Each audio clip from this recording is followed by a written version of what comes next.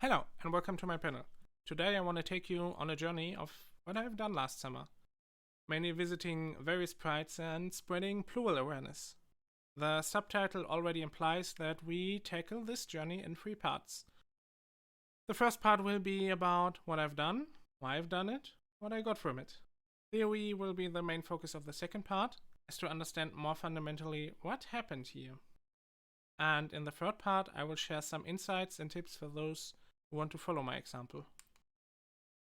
Let's start with some trigger warnings. Since this is a talk about LGBTQ plus protests and representation, we certainly also have to mention things like homophobia and transphobia. Medicalism and ableism affects the plural part of this talk. All of these topics, though, are kept at a very abstract level, meaning I will mention their existence, for example medicalism, but I will not go into any details. I also use memes as one of the themes of this panel. If you prefer a more academic style, I'm sure you will find plenty of other interesting panels here in this conference, and I genuinely want you to have a good time. Name is Zeta. I'm a member of a chaotic bunch who tries to make the best out of their existence. We probably occupy pretty much every letter of the LGBTQISS etc. alphabet, except straight. I haven't found a straight headmate yet.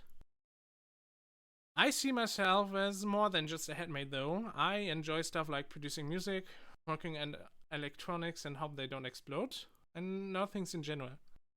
We also work on the podcast How About You? It's a cozy place in which plurals can share their everyday experiences. I've done political activism in the past, but neither were plural, nor LGBT, nor anti-ableism, so basically I started the whole journey as pretty much a noob. All files of this talk, including some hidden bonus content, is publicly available on the GitHub repository with the displayed address. Yes, I'm a nerd. In this part, I'm describing how the whole journey started, what I've planned, what actually worked out, where I met, how I felt, and also a little bit what I learned. This whole journey started with a very simple question. Would you bring Plural Flag to a Pride Walk? I really like the idea, but I had some doubts if I should do it. On the year before, I visited one of the first post-corona prides, been the first pride in quite a while for me, and something there bothered me quite a bit. There was a truck of a political party making advertisement for themselves with their queer friendliness. Even if you put aside that their queer friendliness is a relatively new thing, it bothered me. In my intuition, Pride should be a place where all the gay, trans, queer nerds can meet up and celebrate their existence. It's a space of defiance, and certainly not one for advertising a thinly disguised try of rainbow washing. And I certainly don't want to be the person who's gonna disturb the spirit of a Pride. But I also really want to bring a plural flag to a Pride. So, I did what every sane person would do, and asked the internet. Well, mostly friends, but also a few communities. Overall, I got mixed reactions. The majority thought that bringing a plural flag would be fine. Interestingly, the further away peeps were from the overall LGBTQ plus community and going to prides, the more likely they were against the idea of bringing a flag to a pride. While peeps who frequent prides often really encouraged me to do that, like, hey, that would be super awesome, please do it. I got some interesting arguments about the spirit and the idea of a pride, and I had some good discussions. Someone feared that if everyone would focus on their own identity and flag, it would kinda stop solidarity in a form of neoliberalism. I think a good counter to that would be that we still gather in a protest to fight for each other's rights, but it's an argument I haven't heard before, for sure. Quite a few systems also said that they really love the idea, it would be super dope to bring a flag to a pride, but they feared that they put a target on their back, that they could create backlash. Foreshadowing, there was no backlash. Ultimately, it boiled down after all these discussions to the following question. Who am I gonna please? You could either follow those who want to keep a pride very pure, very on topic, very LGBT, or I could give representation to a marginalized group, which gets its public image usually from horror movies. And phrasing it this way made the decision really easy for me. I despise gatekeeping with passion. I'm not sure what would come from all of this, how it would turn out, but I was very sad to bring a plural flag to a pride at this point. So, my moral compass was set. Next was to map out a route. Here in Germany, prides spread out somewhere between late spring and late autumn. The two biggest prides are in Cologne and Berlin, but virtually every town with more than a few thousand peeps nowadays have a pride. Since I live in a very urbanized area, I could go to a pride every single weekend. In the end, I was selecting these 7, and I wanted to go to quite a few more, but we had to manage our spoons. More on that later. With the date set, now the question was what to bring to a pride. First was obviously the flag. Then I thought to myself, what if peeps ask me about the flag on a pride? I don't want to give the same answer to a question 20 times in a row. Wouldn't it be nice to have something like, let's say, a flyer to give them? Then I thought, maybe peeps would also like to have some stickers. Not pictured here, but very important. So I made some. From there it escalated quite a bit. I have made a bunch of different buttons, a lot of German and English flyers, stickers, and a few things more. With that, I was ready for the next step. I had to come up with a plan how to give away my stuff. First, I had this plan. Step 1. First, I gonna grab attention by showing off my flag to peeps who have never seen it before. Second, naturally, they're gonna ask me, what does it mean? I tap on my shirt and tell them, hey, you can get a free button if you guess it correctly in 3 attempts. Third, I enjoy the pain and the terror in their faces as they desperately try to think of who do I want to get into bed with? Who am I in bed? Fourth, they use their 3 attempts, in vain, and I hand them a flyer with an explanation. They're gonna be thankful to learn something new about the world. I achieved plural representation. And if they are nice, they still get a button. That's an absolutely foolproof plan, and nothing could go wrong. So the process of designing the flyer was interesting. I limited myself to A5 and at least 12 points of font size. The idea was that a pride is loud and full, so the flyer should give them a quick idea, but not overwhelm them. And if they choose to do some more research, it should contain all the important keywords so they already have some basic knowledge. I have gone through multiple iterations and annoyed multiple people for feedback. The end product isn't perfect, but I still think I did a pretty good job at giving an overview. I was even able to smuggle in some anti-medicalist views, so it's not bad. If you feel like this flyer is something you want to share, it's also in the GitHub repository. Now we come to lessons learned from my gear. On prides, I noticed that peeps always guessed the flag means something like gay, which is weird. Then I did some research and it turns out the flag on the left is a trans-inclusive gay flag. And most of the gay flags share similar color schemes. I really like the plural flag. It's super inclusive, it has a nice color scheme, but I think for the next prides I will choose a different plural flag with less common colors. Luckily there are a lot of them. At some point I had to give them a no, don't even ask if it's gay, it's not, for those who wanted to guess. But I also learned a little bit more about flags, so I consider it a win. Yeah, while the size is easy to read, the flyers are relatively cheap, so they are super thin and they are super wobbly, and they get destroyed pretty quickly. They're still great info material, but if you want to bring flyers to a protest, postcard is the maximum size you can go. If you never had magnetic buttons, I absolutely suggest getting one, or a few hundred of them. They're a great stimming toy. Honestly, I gave more of them away as a stimming toy than as, here, have a plural button. And now I need to do the click. Okay, all my material is settled, the plans are made. It's time to start a pride. The first one was Cologne, an endpost of a pride.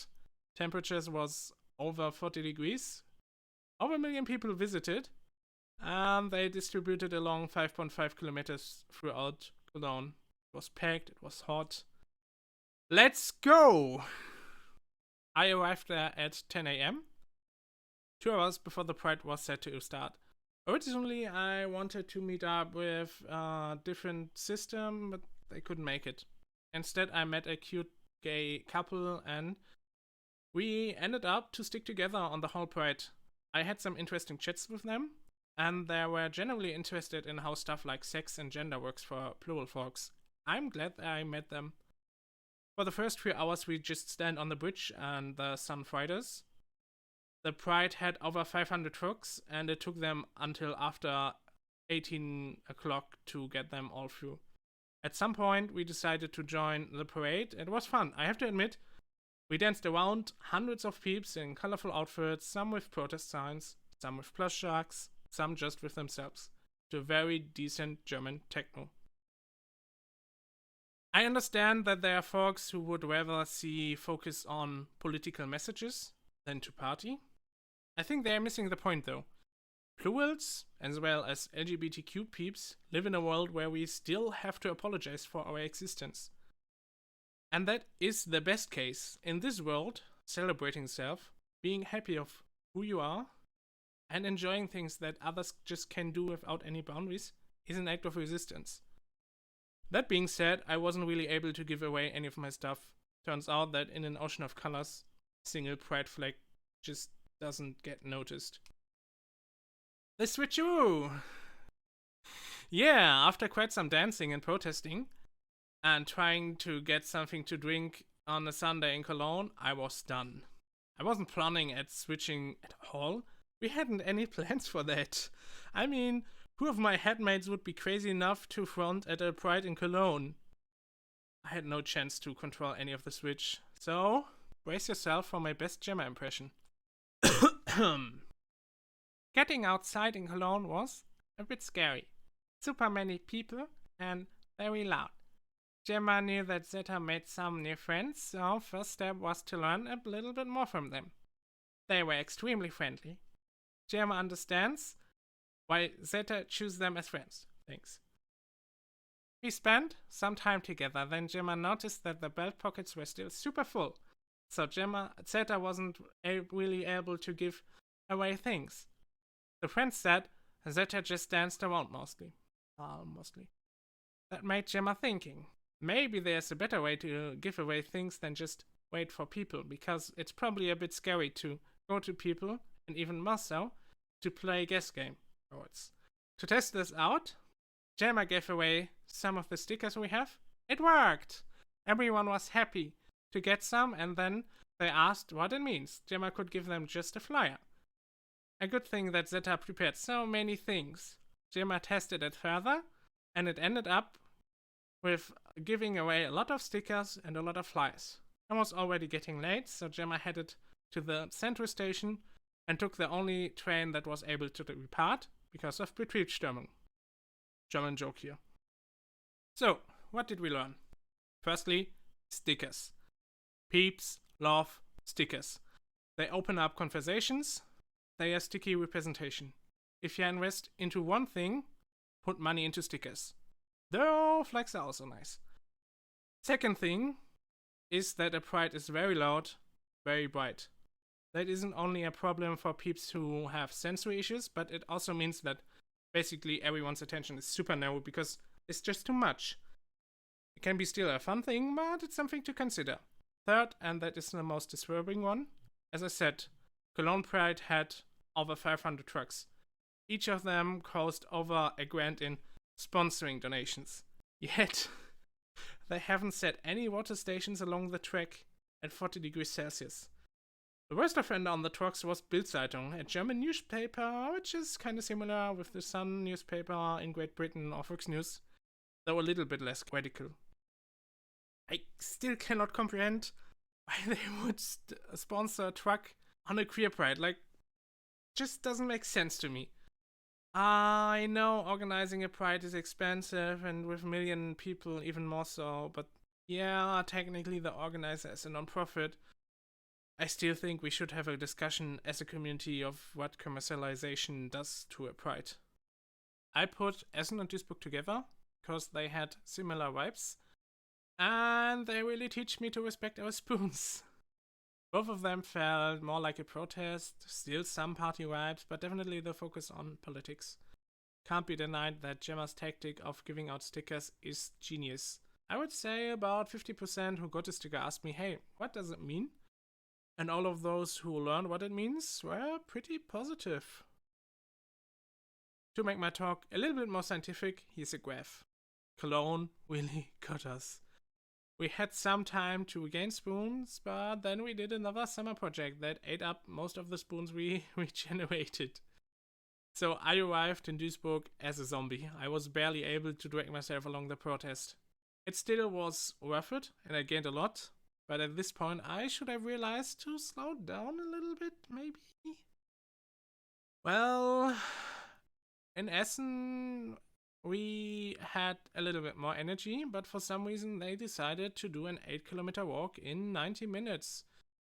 Doesn't sound like much, but you have to consider it's a protest with stops and bottlenecks and all, and it was pretty speedy. After that, I realized I need to implement some better self and spoon protection. Thanks to my headmates, I was able to basically use all the spare spoons we could somehow afford, and we were still pretty close to a burnout. It was kinda dangerous, and it sure was a lesson. But I also got something out of it. I made a lot of friends, and I got in contact with various orgs, and I learned a bit about the local queer culture. It was useful. After Duisburg, I had a focal point on all prides, so I was never alone. That granted safety when I wasn't feeling great, but it also gave me a reason to show up to the next pride. Support networks are great. Bonn was by far the most insightful protest I attended. Instead of a classic pride walk, it was a Met and disability pride. In summary, it was so inclusive that even the police was helpful. They had printed versions of all speeches, and they actively apologized that they couldn't get a sign language translator. They organized bikes for those who couldn't walk. Well, they made sure that everyone was hydrated with free water and snacks. Even the police came to us and asked, hey, can we do this route? Do we need to do something else for the wheelchair users? And then they adjusted to what they told them. Which is not easy in Bonn Old Town, and I've never seen something like this on any protest before. It was mind-boggling. This Mad Pride wasn't a big one, I guess less than 100 peeps in total, and the route was relatively short. I still made a lot of contacts there, and peeps were super happy that they get free material about plurality. I think I surprise no one when I say disabled and mad people have to deal with a ton of discrimination. In many ways similar to that of LGBTQ+ people, but sadly often even worse. I think that's part what made it feel different. On the Pride Walk, I felt welcome. On the Mad and Disability Pride, I felt actively accommodated. I think every Pride and most protests should aim to achieve a similar level of accessibility. Münster was a weird one. I include it here because it highlights that these protests, while often lighthearted, kinda party, and playful, have a pretty miserable reason to exist. Malte was 25 when he was murdered at the Münster Pride in 2022. It was a shock, but sadly murder is a thing that the LGBTQ+ community has faced before. The walk was somber. No music played, no material was given out, we just marched through the city to shout out, "We are not gone. You cannot push us away." I didn't achieve anything in my plural propaganda terms, and it wouldn't have been appropriate. My presence was still important, and I'm glad I was there. Hometown, on the other hand, was very different. After I learned a lot and gave a lot of my plural stuff, I was eager to go to the Pride in my hometown.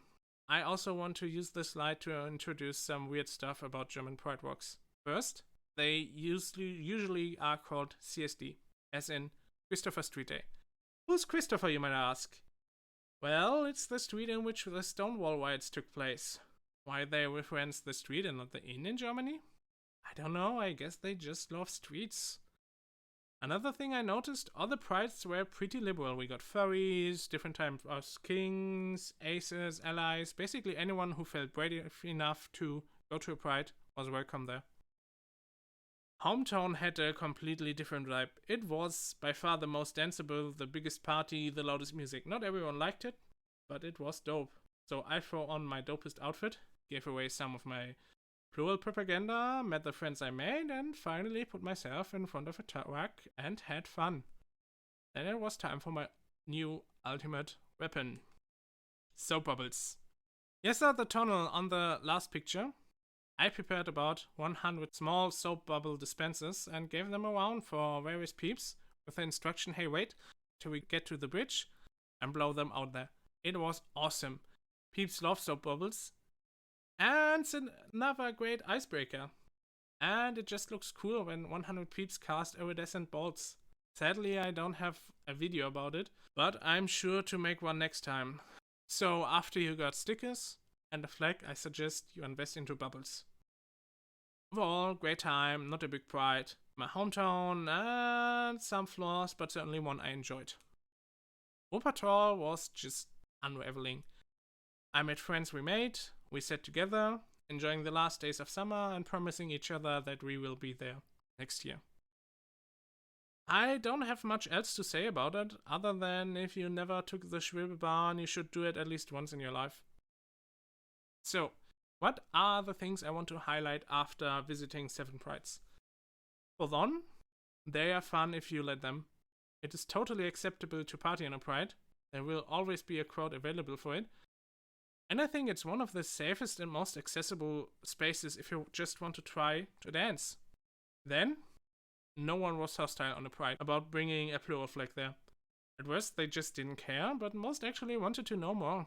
And the worst reaction I got after someone reading the flyer was, "Isn't that hard?" Which I mean, yeah, I guess sometimes. Quite a few also dropped like, "Isn't that the ID?" or "Hey, that's the thing for Moonlight."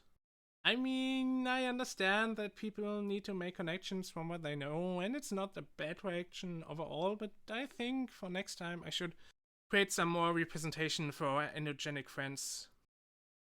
A pride absolutely is not the best place to teach them about the intricacies about plural life. No, it is not. And I was too overstimulated most of the time to put out anything coherent. But it's still a great place to learn something new.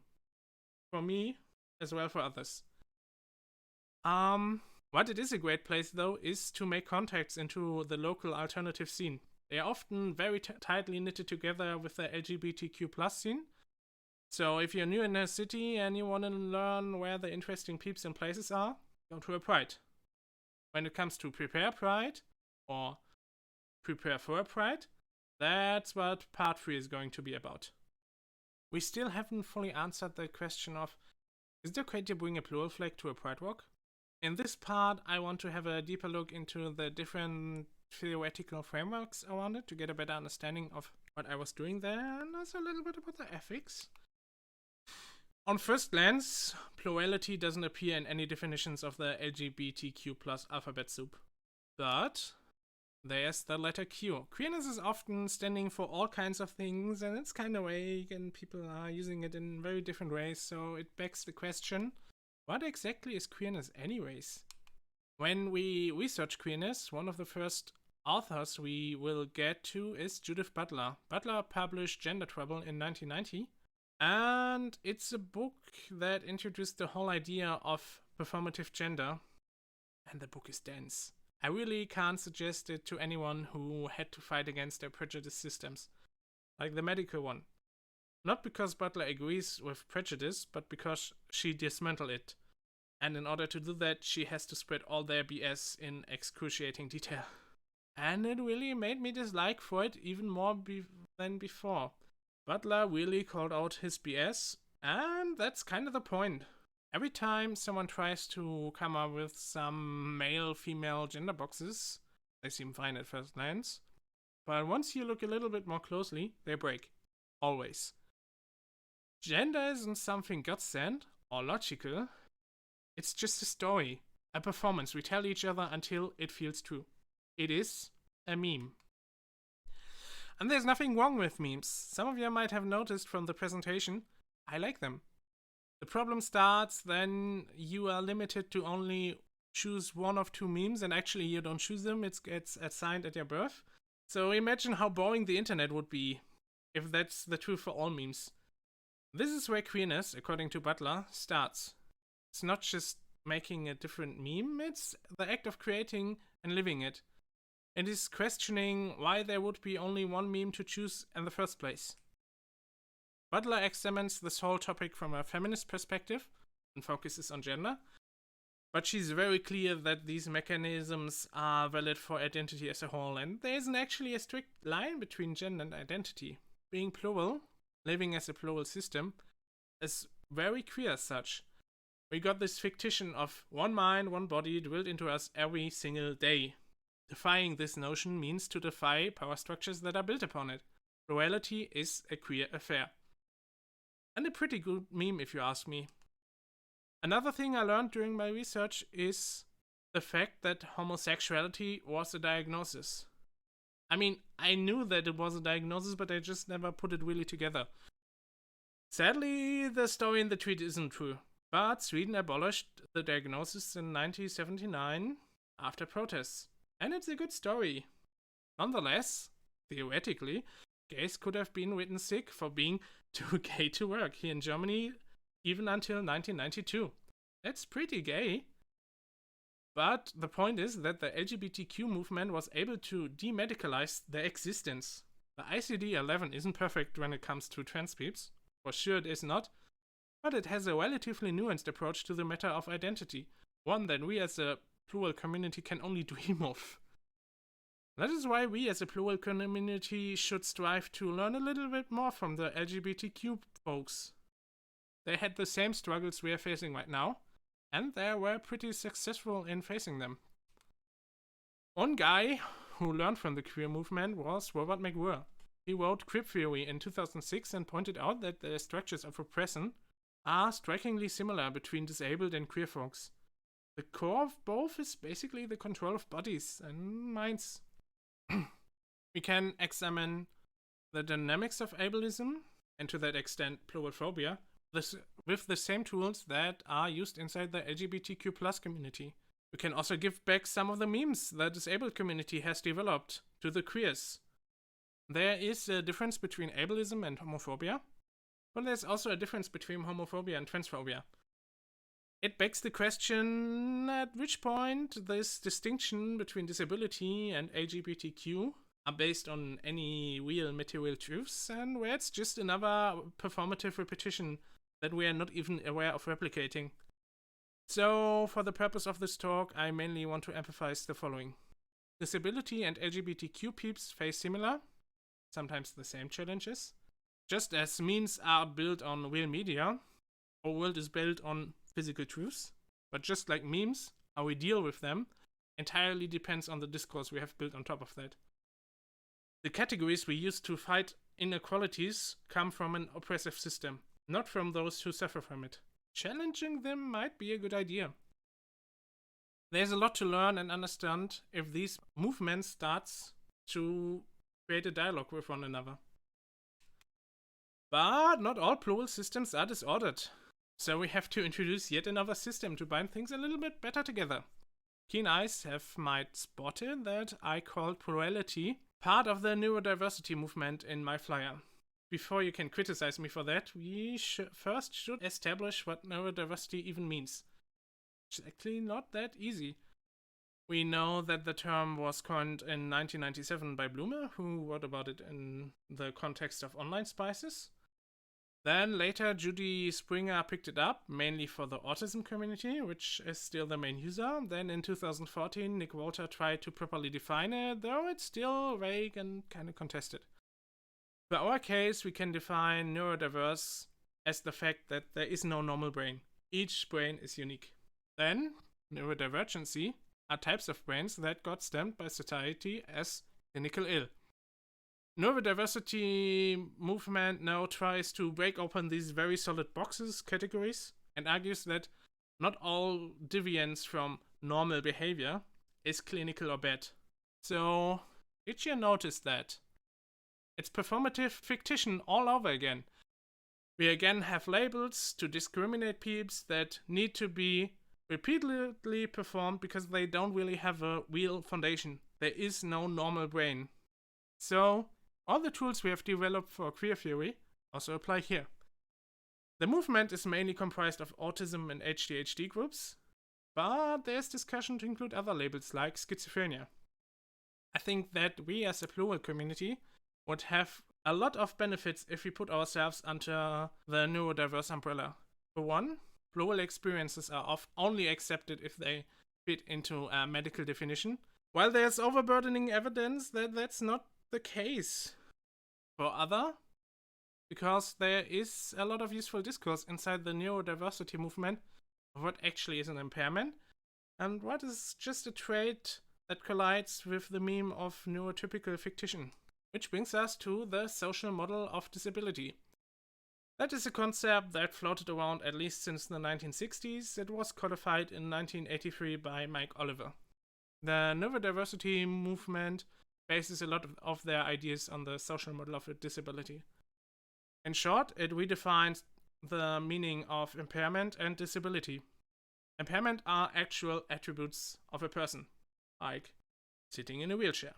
Disabilities refers to the structural dissonance of what a society and its systems, like environment, attitudes, organizations, provides, and what a person's actual needs based on their traits are. To enable a person, in this case, doesn't mean to change their attributes, but to adjust society to meet the needs of those who are actually living in it. How does it all tie into the pride flag question? My answer is twofold. Changing society doesn't have to be a top-down affair. We don't have to wait until someone builds ramps for us. We can create them ourselves.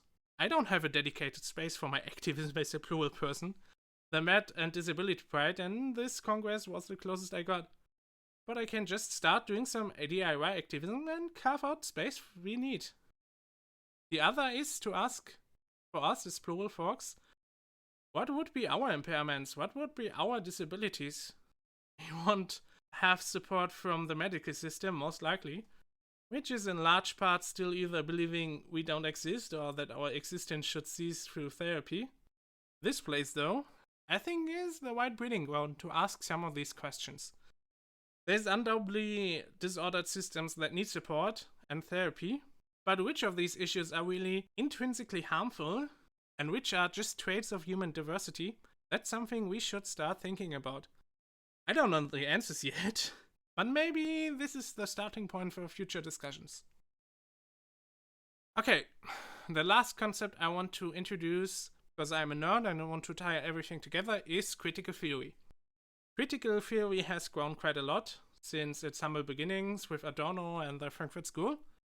Originally, it was focused on unraveling the horrors of the Nazis, and the basic idea is social science shouldn't just observe the world, but critique it, and especially its power structures. And through that, it is meant to improve the conditions of society and those who live in it. That is what we have done in the last few minutes. Connected to critical theory is also radicalism, which can be understood as the practical and political execution of a theoretical discourse. So, bringing a plural flag to a pride is not only queer, it's also critical and rad. After all these concepts, I think plurality kind of sits between all of them, and neither really. In many ways, it's at the breaking point between those, and it highlights how artificial these boundaries actually are. It might hurt us to keep them up. Is it queer to be plural? Kinda. Is plurality a form of disability? Not always, but society often makes it this way. Does plurality fall under the umbrella of neurodiversity? I would say yes, some doesn't.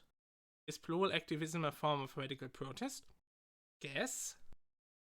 It's weird coming from a person with amnesia, but plurality really breaks down barriers that are used to separate all these groups. I think in a landscape of activism, that makes plurality a uniquely valuable contribution. So, what is the conclusion here? Some observers might have noticed I've mostly quoted books published by academics in this part. This is not because there exists no discourse outside of universities, but it's often seen as obscure and less reputable. When I asked peeps for sources about queerness, they shared Butler, not blog posts. And I think we here in the Plurality Congress can understand very well all the negative implications that come from existing literature is written about you, not by you. The LGBTQ+ group also has its own baggage. It is often dominated by various very stereotypical groups, some of them with pretty bad takes. Those groups share the traits of being old, white, rich, and usually able-bodied. It's not that they have nothing interesting to say, but they control the spaces they are in and thoughts of the community as a whole quite often. That's not because they are especially dedicated or have very novel ideas or are very impactful, radical. No, it's simply because they are the first who had enough social capital to get on the streets and represent themselves. By doing that, they basically set up the boundaries of what is acceptable and what are the important talking points for everyone who would come later. That's an issue. I think the easiest to understand example of those would be J.K. Rowling, because there's really no explanation needed why her stances are problematic. She's also a good study object to highlight this whole social capital aspect. Rowling is white, she's hetero, she's a billionaire, a British passport, and a loyal fan following.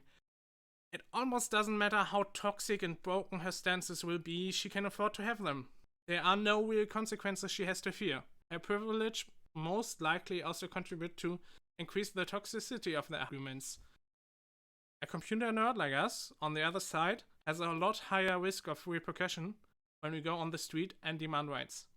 But it helps to create this meme of self-representation, instead of being described by scholars and rich people.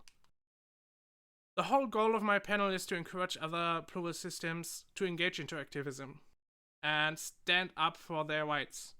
Considering the current power structures and the ideas in the discourse, I think that by itself is already queer.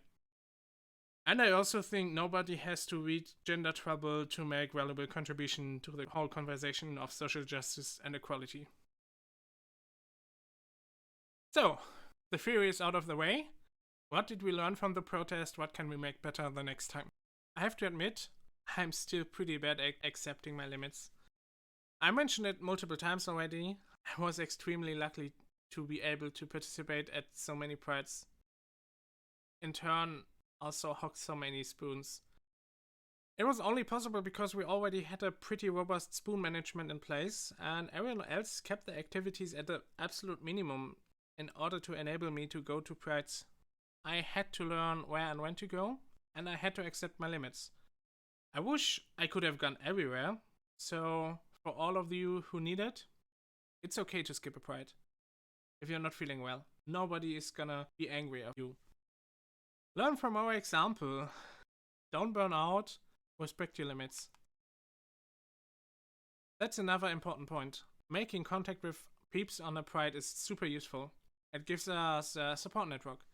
Bringing friends there is also great. I can totally understand the fear of going to one alone, especially in areas that doesn't seem that safe. Others can safeguard you. For example, when you're switching. They can enhance your experience too, from nice to dope. And there's a truth in this strength in numbers.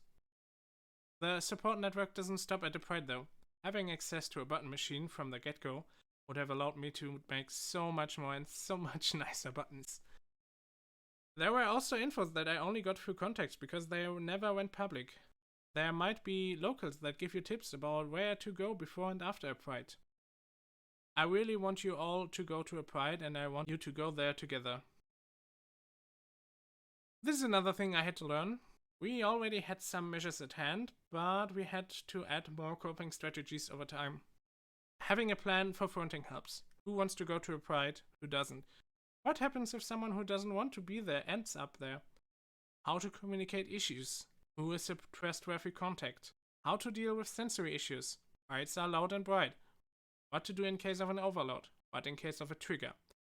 Plan the route up front. It's a good idea to get a rough overview where it's going through and also where the suitable exits would be in case of an emergency. How do you get home in case of an emergency? What are safeguards that we need? What should we bring? How do we communicate if we go nonverbal? I absolutely encourage you to write this stuff down. Not just for the random handmaid that switches in and has no idea what's going on, but also for when you're super stressed, you can't get a clear thought. Having that in front of you really helps. I'm an improviser, but having a plan up front helped to ease our stress a lot. Obviously, I don't want to place all the responsibility on the individual, so if you are planning to organize a pride or any protest, the following is for you. It might be a big surprise, but if peeps can't find ways to access your pride, they won't come. A great example of this was on the pride in my hometown. They had a sign language translator on the pride for the speeches. Great idea, right? Except it wasn't advertised anywhere. Not up front, not during the pride.